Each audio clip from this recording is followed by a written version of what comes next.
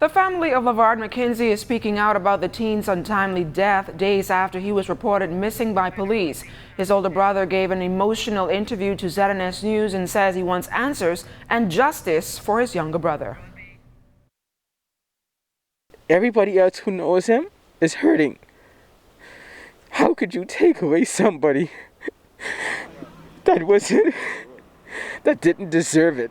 With tears gushing down his face, a visibly heartbroken Derek Blackman is left with more questions than answers after the discovery of a badly decomposed body believed to be that of his missing brother, Lavard Mckenzie, was found in bushes of London Avenue this past Sunday. My baby brother was my first son before I had my own son. Anything he needed, he got. Any place I went, everybody saw him. This whole community that we lived in know him from when he was going to school. He would say, "Good morning, Mom, sir, good afternoon." He was a very mannerly kid.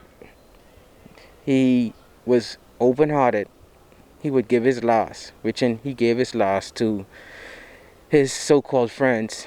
And while the family awaits the officials' identification results, Derek, who is the eldest of three, says his brother's death is a shock and he will miss his selfless spirit.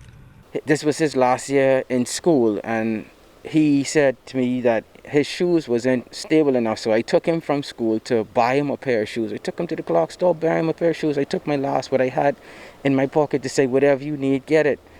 And me and him, on our drive to me dropping him home, I was just asking him, what is your future plans to coming out into the real world? And he was like, I wanted to go back to school. So I said, all right, if you want to go to BTVI, let me know. I would pay for everything for you. I would get everything you need. Trying to hold back tears, Derek says his brother, who was a good student, attended CV Bethel and had his eyes set on becoming an entrepreneur, a dream Derek says Lavard will never get a chance to fulfill. We still haven't seen the remains that are left of him because of the duration of time that his body had been left out in the sun from Thursday until midday Sunday that we found him later on that afternoon. The sun, as you know, is very hot and it took heavy damage on him.